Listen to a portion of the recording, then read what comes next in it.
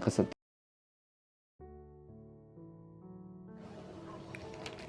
Selamat pagi. Di pagi hari ini mari kita memulai renungan pada hari ini dengan berdoa. Tuhan, terima kasih untuk pagi hari ini. Biarlah kami belajar dari firman-Mu, terutama dari 1 Tawarik 11 yang kami akan baca dari Lexio kami hari ini. Terima kasih Tuhan, di dalam dan demi nama Yesus kami berdoa. Amin. Pembacaan Alkitab pada pagi ini kita akan ambil dari 1 Tawarik 11 ayat 9. Lalu makin lama makin besarlah kuasa Daud, sebab Tuhan semesta alam menyertainya. Ini adalah sebuah pernyataan yang merupakan ringkasan tentang apa yang terjadi ketika Saul itu digantikan oleh Daud. Pernyataan ini muncul di narasi penobatan Daud. Dan ini merupakan pernyataan yang paralel, tetapi mengingatkan kita akan kisah di dalam juga ada di 2 Samuel 5 ayat 1-10. Dan di sini dikatakan bahwa Daud makin lama makin besar sebab Tuhan semesta alam menyertai dia. Kita akan membahas mengenai bagian-bagian daripada ayat ini. Pernyataan ini ditempatkan di antara sebuah laporan, yaitu merupakan pengurapan Daud, dan juga nanti ada daftar dari pahlawan-pahlawan Daud. Ayat ini sebetulnya berfungsi sebagai sebuah komentar atas keberhasilan pemerintahan Daud, sekaligus merupakan transisi menuju nantinya eksploitasi militer yang dilaporkan di dalam kitab 1 Tawarik. Versi 1 Tawarik itu secara khusus menghilangkan jeda 7 tahun di Hebron yang ditemukan dalam kitab Samuel yang menyajikan kebangkitan dan kekuasaan yang seakan-akan langsung dan terpadu.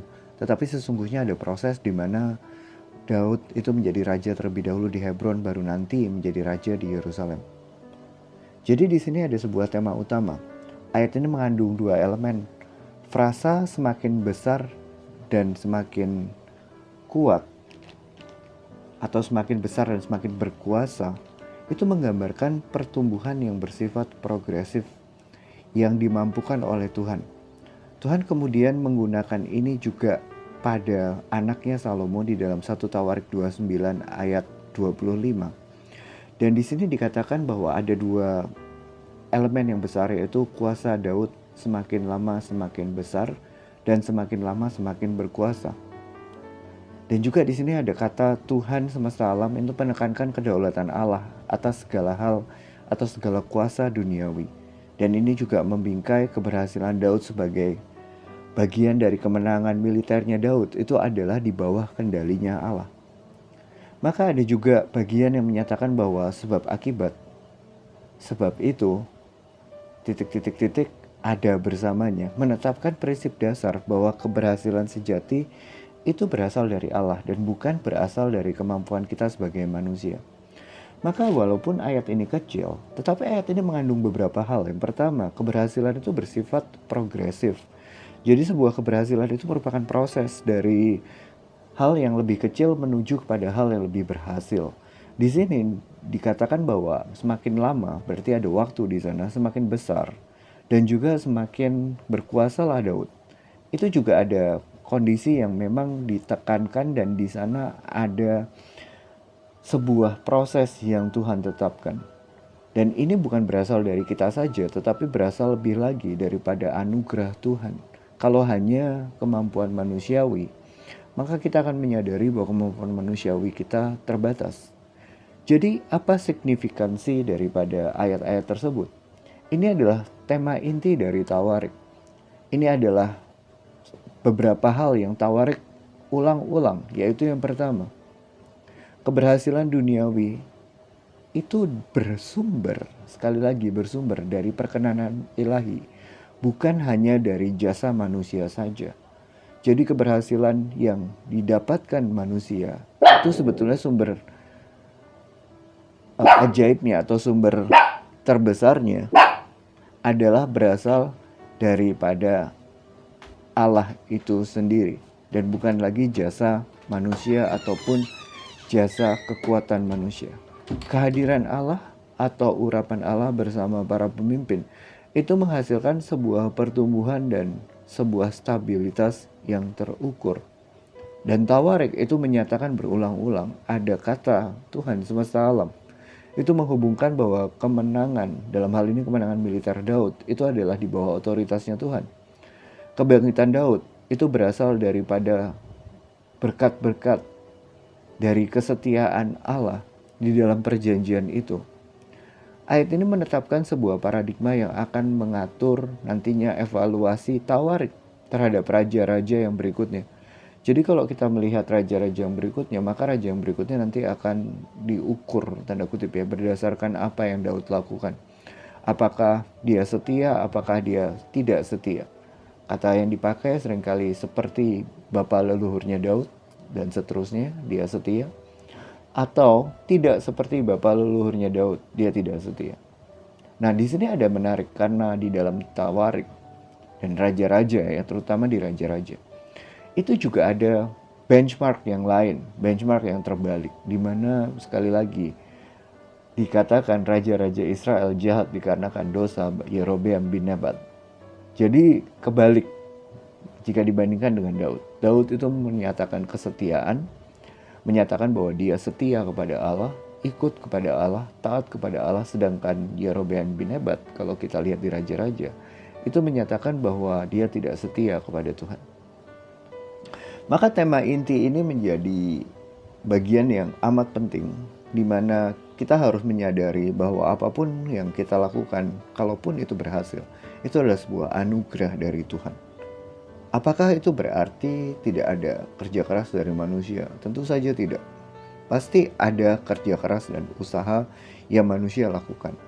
Dikarenakan jikalau Allah memanggil kita secara kedaulatannya, secara mutlak dia bekerja di dalam Roh Kudus memanggil kita, maka panggilan itu tidak akan bisa kita tolak. Dan panggilan yang tidak bisa kita tolak itu adalah sebuah anugerah. Tetapi nanti ketika kita di dalam panggilan Allah, Tuhan itu mengajak kita untuk bekerja, melakukan kehendaknya, taat kepadanya. Dan itu merupakan juga bagian daripada tanggung jawab kita sebagai manusia untuk taat kepada Allah, untuk ikut kepada pimpinannya. Maka kita bisa melihat adanya beberapa penerapan praktis di sini. Bahwa pertumbuhan sejati itu dimulai dari Allah. Itu hal pertama yang kita bisa terapkan. Jadi kita tidak mungkin ada pertumbuhan iman yang sejati jikalau Allah tidak memenuhi apa yang Dia berikan kepada kita. Jika Allah tidak beranugerah, dengan kata lain, itu nggak mungkin kita memiliki pertumbuhan yang sejati. Yang berikutnya, setelah diinisiasi oleh Allah secara mutlak, maka pertumbuhan ini dilanjutkan dengan kemitraan bersama Allah. Jadi Allah mengajak kita untuk berdansa bersama Dia. Walaupun kita memang berasal di bawah kasih karunia Allah, tetapi nantinya kita diajak untuk bermitra bersama Allah. Ayat ini menentang pendapat modern bahwa kesuksesan itu semata-mata bergantung kepada usaha kita sebagai manusia. Tetapi juga ayat ini juga mengingatkan kita bahwa kita perlu bergantung kepada Allah di dalam tantangan apa yang kita kerjakan. Dan tentunya ayat ini juga luar biasa karena menunjuk Kristus sebagai pemenuhan hakiki Allah yang beserta kita di Matius 1 ayat 23 kalau kita mau lihat ayatnya ya. Nantinya Tuhan Yesus itu akan datang ke dunia dan beserta dengan kita. Tuhan Allah semesta alam itu akan menyertai kita di dalam Yesus Kristus yang turun ke dalam dunia ini. Wah, luar biasa ya. Maka prinsip pertumbuhan ini dimungkinkan sebetulnya kalau kita melihat adanya pertumbuhan ini dimungkinkan daripada pengalaman Daud itu sendiri, di mana perluasan pekerjaan Tuhan di dalam kerajaannya Daud itu dimulai dari kuasa Allah dan kemudian dilanjutkan daripada Daud yang berespon kepada ajakan Tuhan. Oh, berarti manusia ada jasanya dong berespon. Tunggu dulu, jasa apa dulu nih? Kalau di dalam kita menyelamatkan diri kita, nggak ada. Kita nggak punya jasa sama sekali. Itu adalah sungguh-sungguh pekerjaan Kristus yang mati bagi kita dan bangkit bagi pemenuhan rencana Allah. Yesus mati itu untuk menebus dosa manusia. Yesus bangkit itu untuk menjalankan rencana Allah untuk menang terhadap maut. Jadi kita ada mendapatkan keselamatan itu tidak ada jasa sama sekali. Tetapi ketika Tuhan juga mengirimkan Roh Kudus-Nya kepada dan menyentuh hati-hati orang yang nantinya dipilih, itu juga pekerjaan penuh dari Allah. Tetapi ketika Roh Kudus sudah melahirbarukan kita dan Dia mengajak kita untuk menjadi rekan, menjadi kemitraan, karena kita sudah menjadi anak Allah kembali. Status kita bukan lagi musuh Allah. Tuhan ngajak begini loh, ayo jalan bareng, ayo taat bareng, ayo bekerja bareng. Untuk apa? Untuk kemuliaan kerajaan Allah.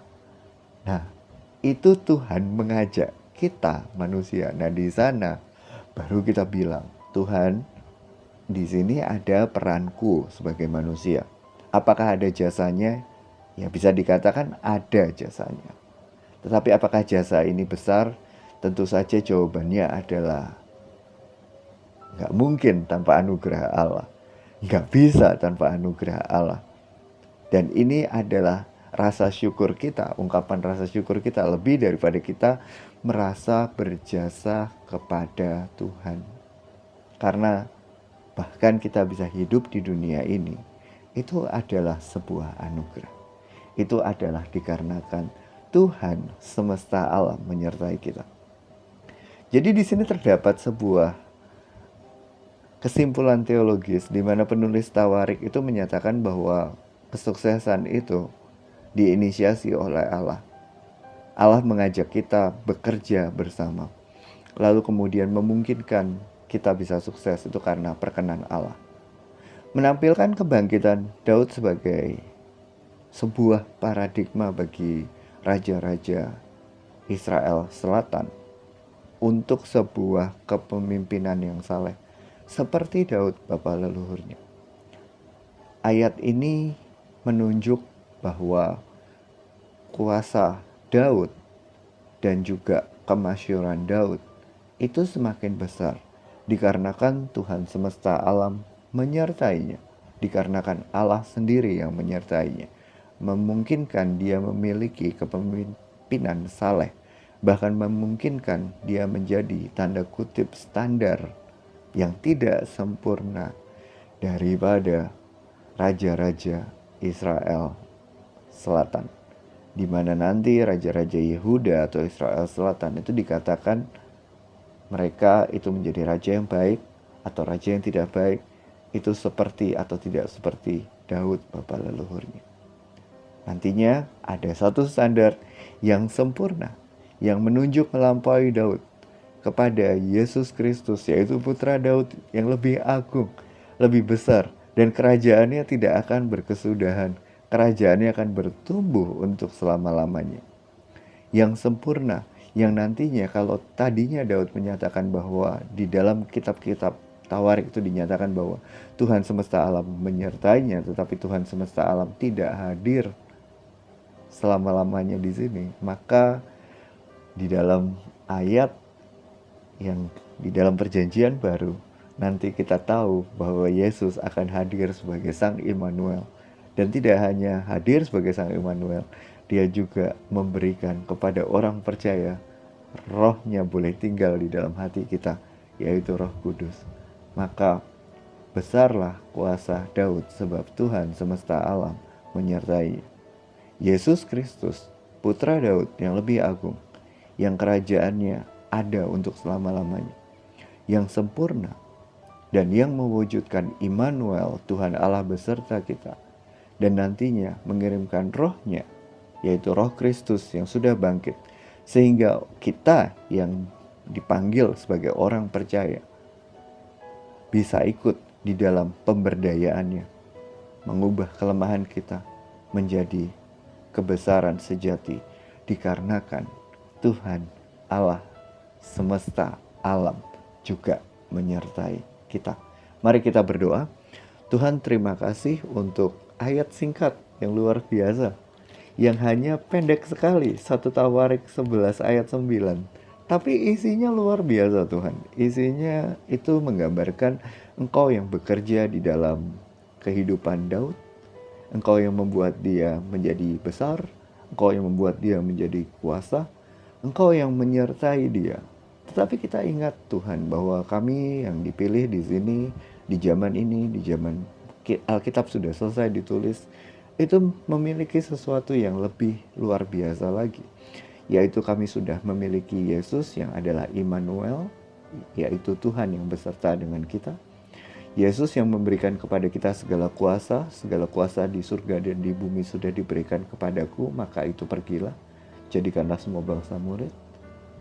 Dan juga Yesus yang telah mengirimkan Roh Kudus, sehingga Roh Kudus tinggal di dalam hati kita, sehingga Tuhan semesta alam juga bisa menyertai kita sampai nanti kita dipanggil, atau sampai Engkau datang kembali. Tuhan, terima kasih untuk renungan hari ini. Kami berdoa untuk renungan hari ini supaya boleh tertanam di dalam hati kami, boleh mengubahkan hati kami. Meskipun secara teologi ini sedikit agak rumit, tetapi biarlah kami mengerti kebenaran-kebenaran dari firman-Mu. Firman-Mu adalah terang bagi jalan kami, dan juga firman-Mu adalah pelita bagi kami, Tuhan. Tuhan berkati kami, berkati pekerjaan kami, berkati pelayanan kami, dan juga berkati keluarga kami. Jaga kesehatan kami, jaga keuangan kami, jaga diri kami, sehingga kami boleh bekerja dan memuliakan Tuhan. Terima kasih Tuhan, di dalam dan demi nama Yesus kami berdoa. Amin. Terima kasih. Sampai jumpa kembali minggu depan. Tuhan Yesus memberkati.